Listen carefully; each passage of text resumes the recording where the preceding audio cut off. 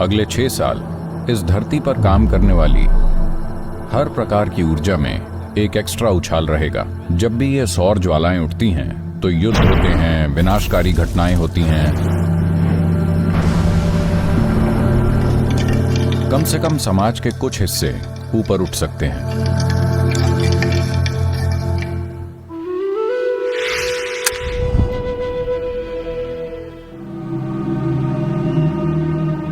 सूर्य से उठने वाली सौर ज्वालाओं में काफी उछाल आया है और ये और भी बढ़ रही हैं। ये शायद लगभग 17-18 महीने पहले शुरू हुआ। जब भी ये सौर ज्वालाएं बढ़ती हैं तो पृथ्वी के मैग्नेटिक फील्ड पर इसका अच्छा खासा असर होता है। और जिस तरह के रेडिएशन होते हैं, कई सारी चीजें हैं, मैं इसके विज्ञान में नहीं जानना चाहता, पर इसका बड़ा असर होता है सभी ग्रहों पर। हमें पृथ्वी से मतलब है। कुछ लोग जो मंगल ग्रह से आए हैं उनकी अपनी खुद की समस्याएं हैं, पर धरती पर इसका खासा प्रभाव होता है, हर जीवन पर होता है। पर ऐसा है कि आज हम दुनिया में ऐसी स्थिति में आ गए हैं कि जब तक आप नहीं मानते, मेरे शब्दों पर ध्यान दें, जब तक आप नहीं मानते कि आप समझते हैं, जब तक आप नहीं मानते कि आप समझते हैं, आप कोई चीज स्वीकार नहीं कर सकते। यह बड़ी पंगु करने वाली स्थिति है। पर दुर्भाग्य से आज लोग ऐसे हो गए हैं, जब मैं कहता हूं आप मानते हैं कि आप समझते हैं, क्या आप सच में समझते हैं यह धरती कैसे घूमती है, कैसे सूर्य की परिक्रमा कर रही है, और कैसे यह सब हो रहा है, और इसका शरीर पर क्या असर है, कैसे आप जी रहे हैं, कैसे आपकी सांस चल रही है? क्या सच में आप समझते हैं? पर यह सब आपने 6वीं क्लास की किताब में पढ़ लिया। आप टेक्स्ट बुक साइंटिस्ट हैं और आपको सब कुछ पता है ना? आप सब जानते हैं। तो असल में शायद कुछ ऊंचे दर्जे के वैज्ञानिकों को छोड़कर बाकी सबके लिए विज्ञान धर्म की तरह है। वो बस मानते हैं। किसी एक किताब में जो लिखा है, अगर आप उसे मानते हैं तो आप धार्मिक बन जाते हैं, और कई किताबों में जो लिखा है, अगर आप उसे मानते हैं तब आप वैज्ञानिक बन जाते हैं। बहुत ही कम लोग सच्चे वैज्ञानिक हैं जो वाकई में खोज कर रहे हैं। तो अधिकांश लोगों के लिए, मैं पढ़े लिखे लोगों की बात कर रहा हूं, विज्ञान आमतौर पर धर्म की तरह है। अंतर बस ये है, विज्ञान में आप हर 2 साल में अपनी राय बदल सकते हैं। धर्म में अगर आपने बदल दी, आप सूली पर लटकेंगे। इसे छोड़कर यह वही बिलीफ सिस्टम है।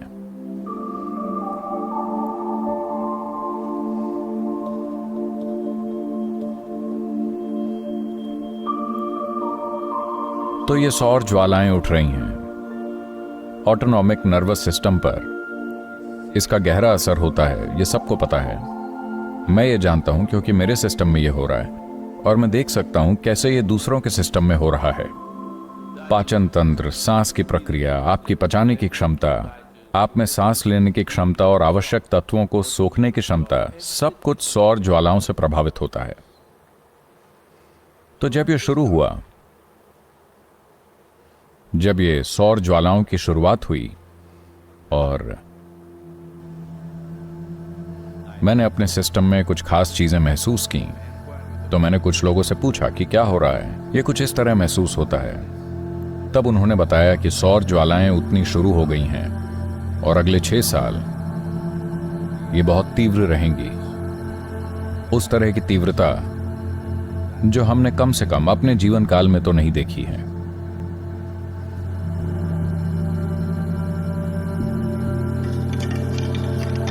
तो अब ये सोलर गतिविधि, एक बात तो ये कि भारतीय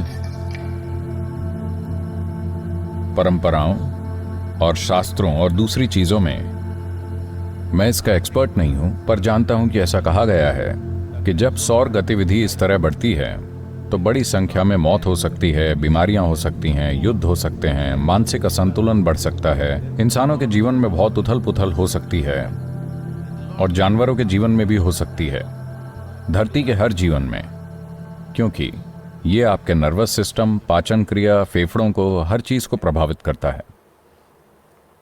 अब क्या ये हमें नुकसान कर रही है? ना, ये बस कुछ ऐसा है। मान लीजिए अभी हवा इस तरह बह रही है, मान लीजिए हवा इस दिशा में बह रही है, चलेगा ना? अगर उस दिशा से बहे तो ठीक है। अब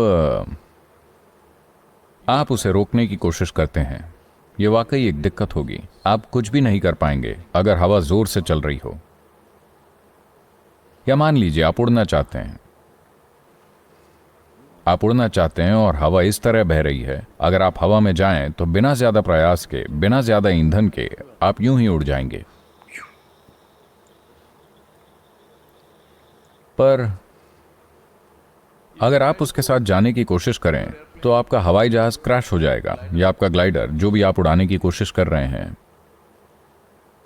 तो हवा उसके लिए वरदान है जो उसका उपयोग करना जानता है, और उसके लिए एक शाप की तरह जो उसका उपयोग करना नहीं जानता। यह ब्रह्मांड में हर ताकत के लिए सच है। तो सौर ज्वालाएं भी ऐसी ही हैं। वैसे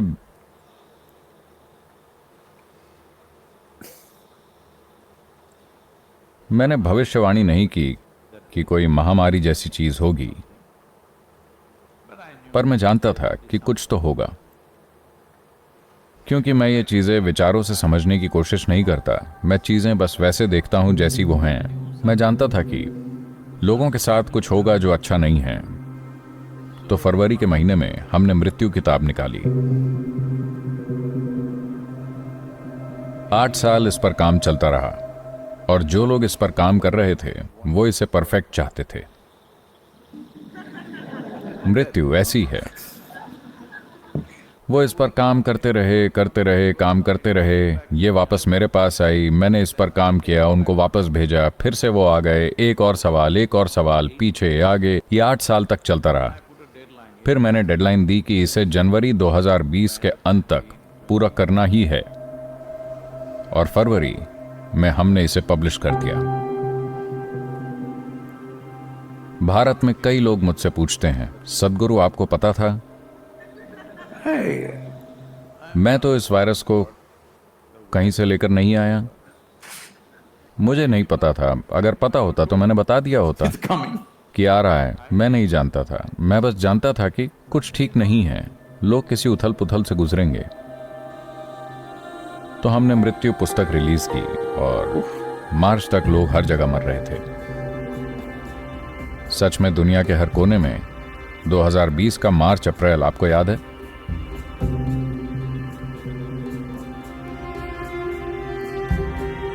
तो ये सौर ज्वालाएं शायद लगभग 17 महीने पहले शुरू हुई, और इनकी तीव्रता बढ़ गई है। ये शायद और 4.5 साल तक चलता रहेगा। इस दौरान क्या इंसान अपने ऊपर त्रासदी ले आएंगे, या फिर वो अपने लिए अनुभूति और रूपांतरण लेकर आएंगे? ये इंसानों के हाथ में है। इसलिए कॉन्शियस प्लैनेट एक अभियान के रूप में अत्यंत महत्वपूर्ण हो जाता है। तो ये, अगर आप जागरूक हैं तो ये एक बेहतरीन समय है, क्योंकि मैं चाहता हूं आप समझें कि गर्मियों में ही ऐसा होता है जब सूर्य बहुत गर्म होता है, सारे पौधे एकदम खिल उठते हैं। वो जानते हैं कि सन की एनर्जी कैसे यूज की जाए। आप कहते हैं अरे बहुत गर्मी है। वैसे ठंड में भी आप शिकायत ही कर रहे थे, पर अब कुछ नया है। हर मौसम आपको शिकायत के लिए कुछ नया देता है, चाहे ये जलवायु का मौसम हो या आपके जीवन का मौसम। आप हमेशा कोई शिकायत करते रहते हैं क्योंकि आप उसकी सवारी करना नहीं सीखते। तो ये सौर ज्वालाएं एक आध्यात्मिक साधक के लिए जो अपनी ऊर्जा रूपांतरित करना चाहता है, ये वो समय है जब सब कुछ बड़े अच्छे से पक रहा है। मैं सुनिश्चित करना चाहता हूं कि सभी प्राण प्रतिष्ठाएं, सारे कॉन्सिक्रेशन जो मैं करना चाहता हूं, मैं उन्हें इन अगले 4.5 सालों में पूरा कर लूं, क्योंकि खुद सूर्य मेरे साथ है।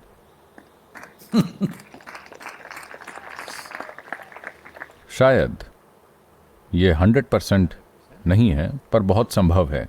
इस बारे में मैं 80% सही हूं। ये थोड़ा इधर उधर हो सकता है। शायद 2023 के मध्य से 2024 के मध्य तक ये 12 महीने या कम से कम 9 महीने ये गतिविधि अपने चरम पर होगी। तो इस दौरान क्या हम दुनिया में अनुभूति लेकर आएंगे, या फिर दुनिया में आपदा, या फिर देश एक दूसरे पर मिसाइल छोड़ने लगेंगे? मैं नहीं जानता। मैं कुछ बहुत ही पॉजिटिव और अद्भुत होते हुए देखना चाहूंगा, पर मैं बस एक आदमी हूं। क्या मैं बस एक आदमी हूं? फिर आप चुप क्यों बैठे हैं? मैं बस एक आदमी हूं।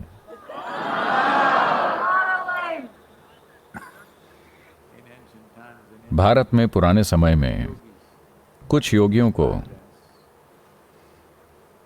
सहस्रांग कहकर बयां किया जाता था। मतलब ऐसे योगी जिनके 1000 हाथ होते थे। क्या मेरे हैं? सिर्फ 1000?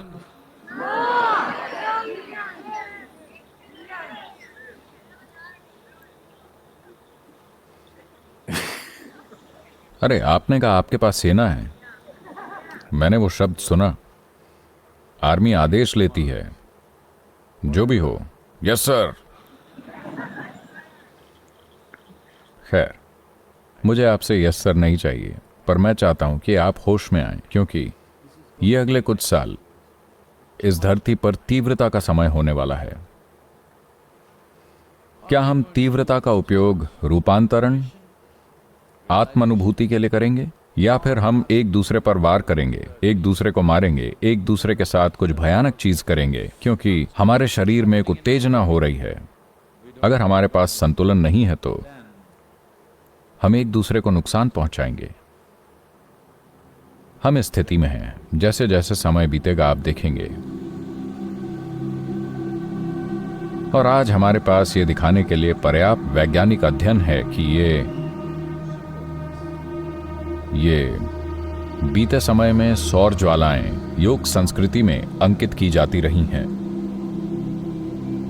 जब भी सौर ज्वालाएं एक खास तीव्रता तक बढ़ी हैं, ये हर समय होती हैं, पर कुछ खास समयों पर। मुझे नहीं लगता कि इसके लिए कोई एक निर्धारित टाइम टेबल है। ये किन्हीं कारणों से हो जाता है। मुझे नहीं लगता कि किसी ने यह पता लगाया है कि ये क्यों होता है और किस समय पर होता है, क्योंकि ये साइकिल शायद लाखों साल की हो सकती है। यहां कोई इन्हें देखने के लिए नहीं है कि क्यों एक खास समय पर यह होता है।